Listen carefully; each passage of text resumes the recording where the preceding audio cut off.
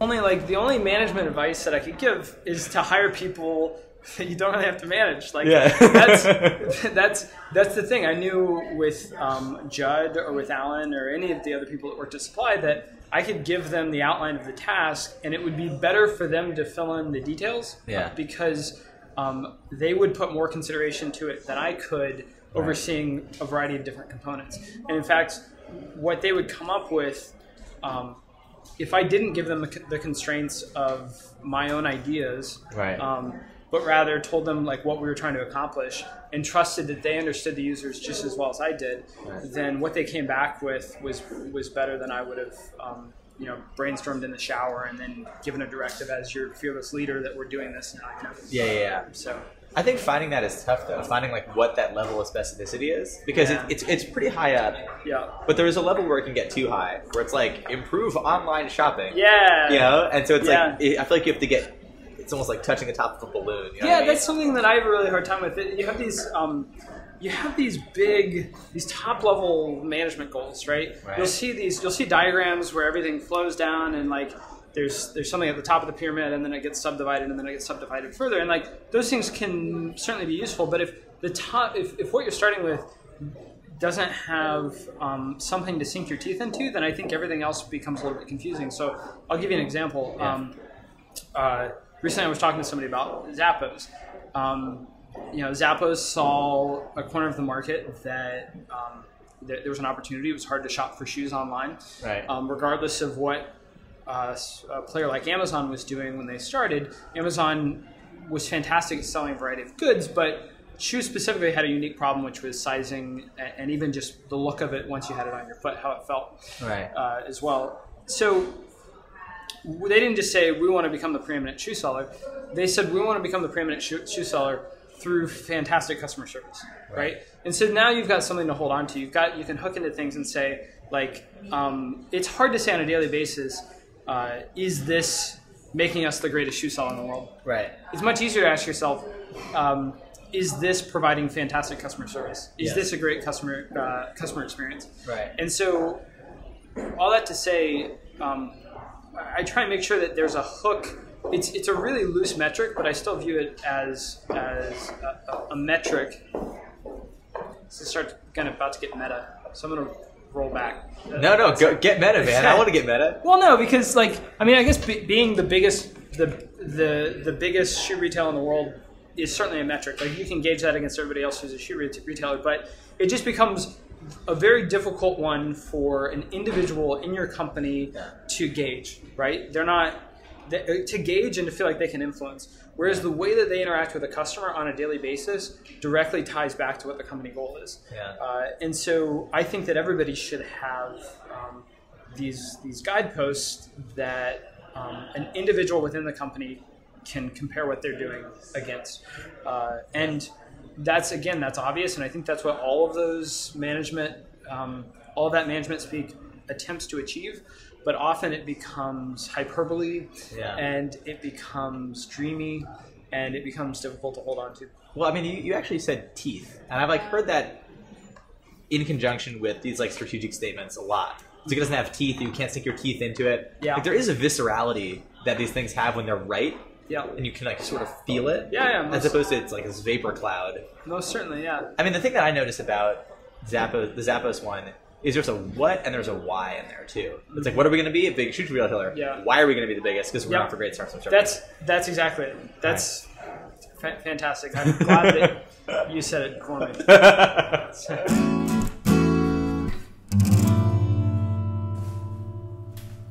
Within Supply, when we hired people, we hired them to own the component that they were being hired for. To own the design process, to own the development process, to own the experience on mobile. And we trusted them to do a good job from the day that they were hired forward.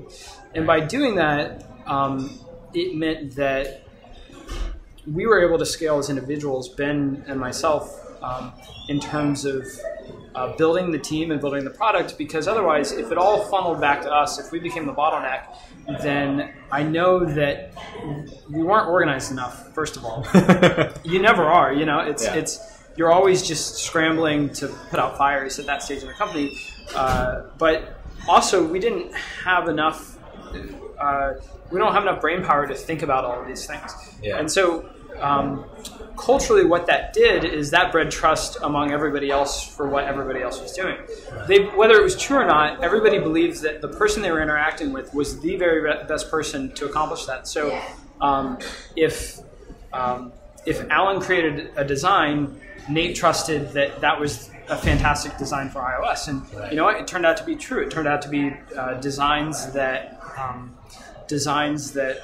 often inspired other people in other industries. And inversely, Alan trusted that once he handed off his designs to Nate, Nate would fill in what gaps there were with things that would actually improve beyond what Alan had anticipated for his design. So the feeling you want to have is that the minute you hand something off, it gets better instead of worse.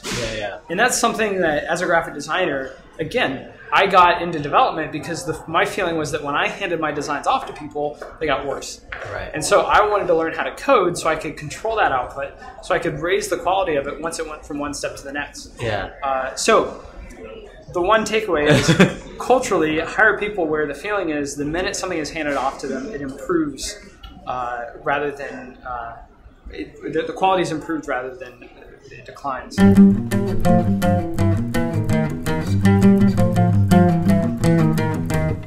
You're stating like the aspect of supplies culture that you tried to change most concertedly and maybe like had trouble with and trouble changing.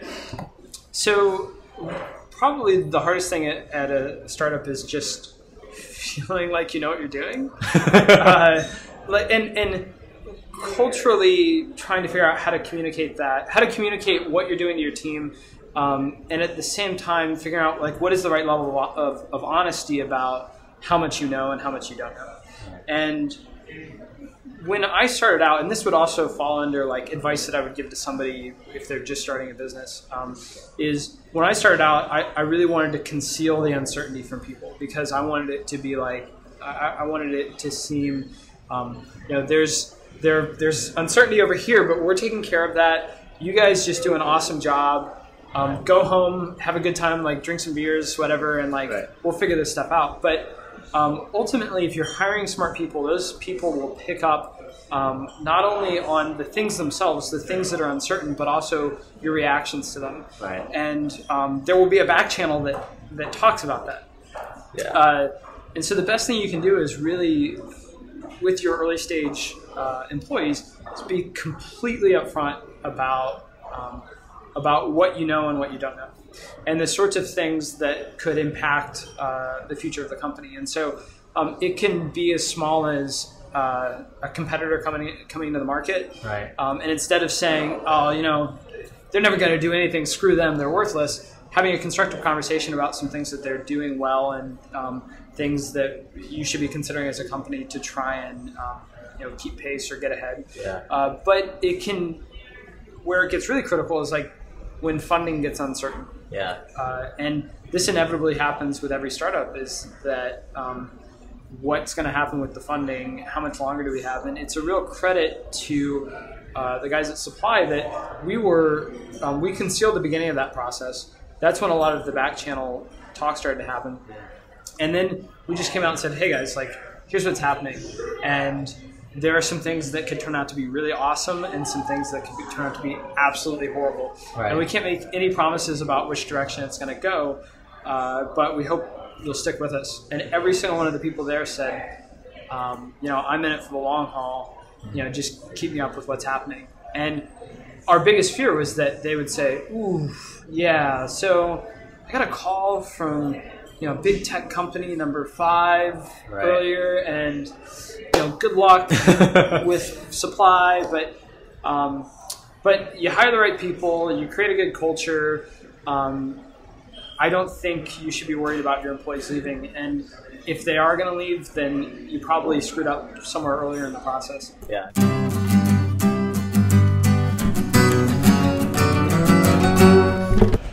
We hired a guy named Mark Kinney who was he really wanted to get into a startup, working at a startup. He loved the culture, wanted to have a big impact on the world, and felt working in tech would be a way to do that. Yeah. Unfortunately, was not a designer or a developer, which is often kind of it makes it really hard to get into a company sometimes. Yeah. When you, like they're viewed as not essential personnel. Right. Mark came in and did everything. Like he's like, I'll be an intern, I'll do whatever. Before we knew it, we had hired him full time because we couldn't live without him, because he was doing every odd and end that needed to be done selflessly. And he was fantastic at keeping an ear down for culture. Like Mark was the guy who would pull me aside and say, hey, like, I understand that you guys are trying to figure out X, but I think that it would be good if if we heard about some of that too. And he'd pull me aside privately, and then I'd be able to consider, what do they think about X? Like, I haven't really been thinking about them. I've been thinking about me, because I'm the one steering the boat on this. Yeah. And so then that let me compose myself and go to the team as though like I'm just a good manager and I had this idea all along that I really thought you guys should know. And so I would encourage any company to have a Mark Kinney. Like, have a guy who's got his ear to the ground, who like socially is really plugged in with people, and who is really he's there because he's looking to be a part of the team, has experience with more formalized team. Mark was a lacrosse player, and I think a lot of what he brought to things was like the culture that you establish when you're playing a sport. Mark's mentality was simply this. It was that there is a dynamic of a bunch of individuals together, and those individuals are elastic, and they will drift further away or closer from the group depending on what's happening in their personal lives and how they perceive things that are happening in the company.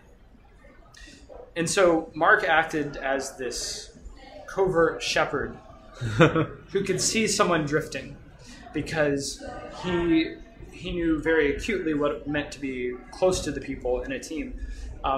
He would talk to me, and then I would be able to talk to that person or talk to the group if need be. So I think it's really more about team sports and less about lacrosse specifically. Sure.